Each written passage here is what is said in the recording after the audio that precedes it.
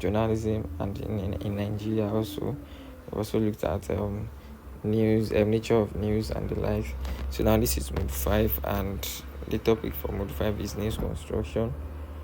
So the contents of the modules are, we have the content to be news structure, the meaning of news structure, news writing. We'll be looking at the meaning of news writing. We have the lead, other news writing. We have types of leads, news editing, news editor or copy editor tools. We have editing and proofreading symbols. We have headline writing and the guides for headline writing. So this module is mainly on how news is being written, edited, and how headline is being written, which means the construction of news as a whole. So for the introduction, we have news construction is the backbone of every successful publication, transforming raw facts into coherent, compelling stories that captures readers' attention. In this module, we will explore the essential techniques of news writing, learning how to structure leads, develop body paragraphs, and maintain objectivity while delivering the story's core impacts. And mastering these fundamentals ensure that every article not only does not only inform but also engage its audience from the first sentence to the last.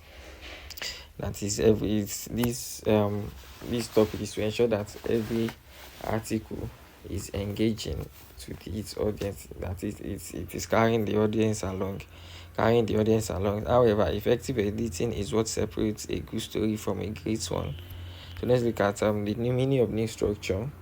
We are talking about news structure. It refers to the organized way or a news story is built to present information clearly and effectively. That is the organization of news, how news is being structured to present a clear and effective news. However, it is common for presentations, whether spoken or written, to follow the structure of introduction, body, and conclusion. That's the three main parts that we shouldn't forget when we are talking about the structure of news: the introductory part, the body, and conclusion. Not just to the spoken form of it, but also the written form of news. So news writing generally follows this pattern, but in practice, three different presentation styles are used. So that is in practice, three differentiation standard, that is the pyramid, the inverted pyramid, and the modified inverted pyramid. So let's look at the pyramid now. The pyramid style is the structure where the least important idea comes first and the most important idea comes last. That's more of like suspension. We have where we have the least important idea is first read by the audience, and the most important is read by in the last part. So with supporting details arranged increasing order. So now with the inverted pyramid, this is the style that is mostly used by the journalist, and it is known as the traditional form of news writing, the inverted pyramid. So the modified inverted pyramid is the style of structure that is developed from both the pyramid and inverted pyramid style. So now let's look at the meaning of news writing.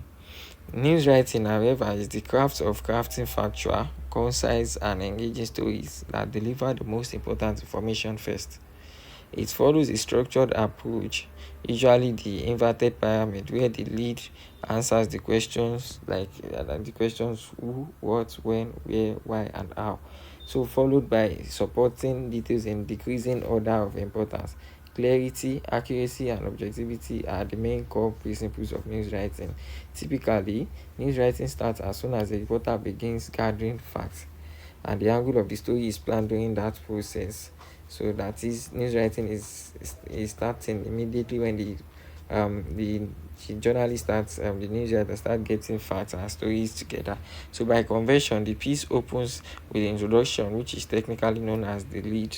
So technically, the introductory part is referred to as the lead. So we are talking about when we hear the lead in journalism or news writing, we should know that is the introductory part of news writing or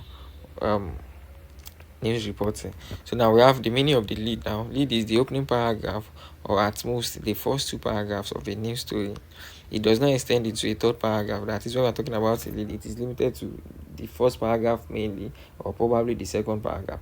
It doesn't extend to the third paragraph.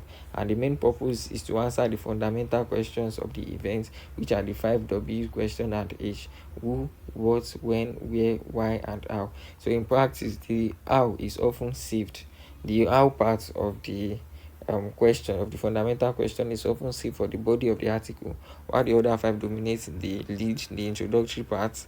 Here is an example of leads and the likes. We give the example of the leads in the context of the module.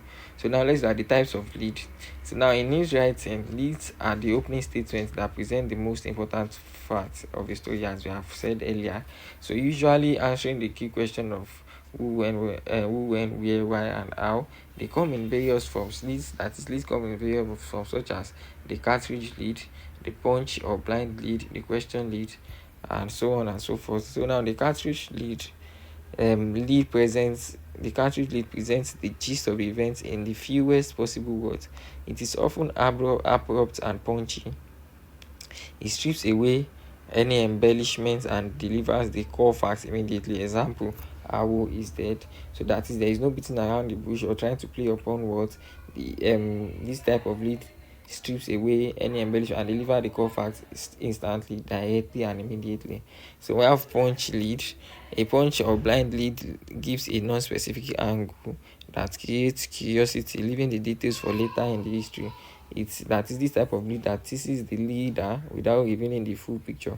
Example of that is politics in Akwa Ibom House of Assembly took a new saw today. That is, when we look at this example, we'll be able to see that it is giving some kind of suspense to the reader. The reader would want to know what is really happening in Akwa Ibom in the aspect of the politics of that area, compared to the cartridge lead where we have Awo is dead, that is stating the facts immediately. So we have question lead also. A question lead poses a query that sparks curiosity and encourages the reader to seek the answer in the article. It engages the reader by prompting them to think about the issue. So that is, this is a question lead that poses query, spark a little bit of curiosity and encouragement in the mind of the readers. That is, the reader became curious when they see this kind of lead. It engages the audience by prompting them to think about the issue. Example, we have what happens when a city's main power grid fails during rush hour. So during this kind of lead, readers will be eager and curious to know what is happening, what will that to answer the question, the query, that what will actually happen to the questions. So we have news editing as another subtopic on that, the new construction. So news editing is the process of reviewing, correcting, shaping, and polishing a news story, just as the name implies, which a news is a way of editing news to become before it is published out or broadcast. It involves checking facts, ensuring accuracy, improving clarity, style, and structure, and making sure the story follows the publication editorial standards and guidelines. News editing can also be called copy editing. These words can be used interchangeably. However, copy editing goes by several names: copy editing, news editing, or copy reading. But they all refer to the same process of refining a text, as we have stated. So to edit effectively, the editor must be well versed on the subject matter. That is, the editor must be well detailed on the subject matter, must know what is happening about the subject matter. You can't be the editor of what you don't know. Stay current with relevant developments and master the language in which the piece is written. Beyond technical skills, a good editor is flexible, tolerant, and able to recognize and respect the writer's intent and the like. Sorry about that. So now we're looking at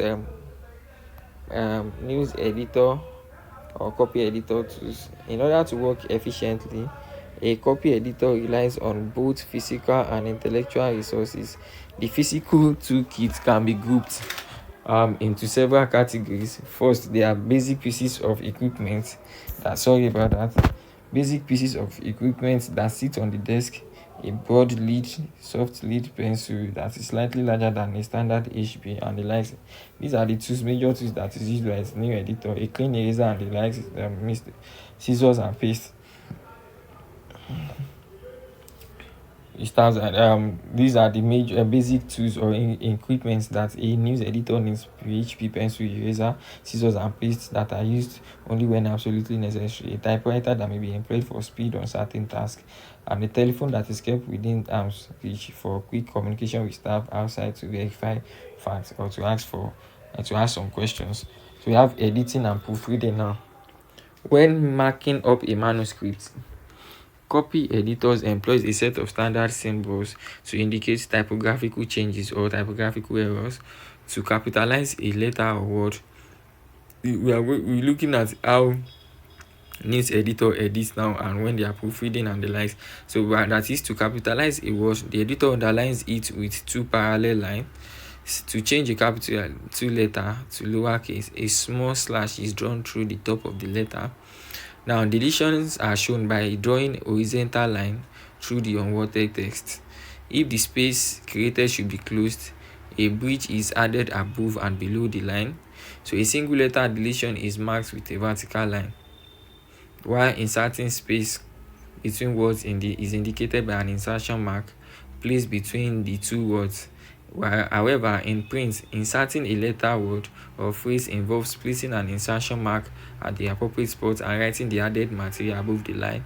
So in broadcast editing, the entire incorrect word is crossed out and the corrected one is written in full above the line using a different insertion mark.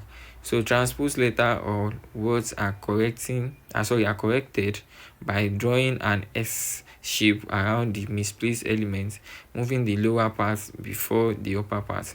Abbreviations are circled to signal whether they should be expanded or contracted. Following the publication's house style, and numbers are circled when they violate the style guides rules for spelling out versus using figures. So we have the editing. Those are the ways in which a news editor edits for the writer to be able to amend or know where mistakes are and to make amendments. We have proofreading symbols. These are the symbols that is used by mainly the news editor, and it is understandable to the writer or to people working in the newsroom. So proofreaders who check typeset story use a distinct set of symbols that are written only in the left and right margins. So common symbols include LC for lowercase, which means LC for lowercase, cap for capital letter, TR for transpose elements, BF for boldface. Then we have the hashtag or naira symbol to insert space, a hyphen symbol to indicate hyphen, stet to retain original wording, a delete mark to remove text, and specific symbols for dashes, question marks, commas, semicolons, colons, periods, apostrophes, question marks, and paragraphing instructions. These symbols allow proofreaders to communicate precise changes without altering the body of the typeset copy. So it is very essential when we are talking about news writing, news editing, and new headline writing. So these are the major symbols or the basic symbols that editor used to pass across information to the writer to make some notable amendments and changes. So we have headline writing now. A headline is defined as the short, bold title that sits atop a news story, summarizing its main points in a few striking words. It's meant to grab attention. That is, headline is meant to grab the attention of the audience or the readers, and to also give a quick sense of the story and also lure the readers in. It's meant to suspend, to give a sense of suspense to the reader. Curiosity, to create a sense of curiosity in them, want to know what is happening and lure them into reading the story and proceed to the story. So any single line or collection of display type that precedes a story and summarizes or introduces it can be called a headline. Such a headline has the following attributes. Let me take that again. Any single line or collection of display type that is coming before a story and summarizes or introduces the whole story is called refers to as an headline. So such headline has the following attributes. We have one, verb driven construction. We have verb fixed length, space saving, shorthand symbols, present tense. That is, these are the attributes of headline writing. It is verb driven in construction. It's the appropriate word is used in terms of the verbs. Via fixed length, space saving, it is written in order to save space so that it will be succinct enough but passing enough information to the reader, enough information for curiosity and it is written mainly in present tense. So now, guides for headline writing, we have different. These are the guides, the do's and don'ts when we are writing an headline. We should capture the essentials. Like a lead, a headline should convey the core I believe we have addressed what a lead is. We should know what a lead is by now. So just like a lead, a headline should convey the core fact. While not a hard rule, the best material for a headline usually comes from the story's lead paragraph. That is, even when we want to get to headline, our attention is paid to the lead paragraph. That is where we can get where what will be used as the headline from. So now, get the facts right is one of the guides for headline writing. Even complex public affairs stories must be boiled down to a concise, understandable headline. So we should place key facts first. Fact is very important when we are trying to write an headline. In multi-desk headline, the most important information appears in the top deck. That is the most important facts and information, followed by the secondary details. Present facts as a sentence. Remove non-essential words. Headlines are skeleton. Sentences, articles are omitted, often replaced by commas, and unnecessary modifiers are dropped. So, and the fifth one, we have build around a strong verb.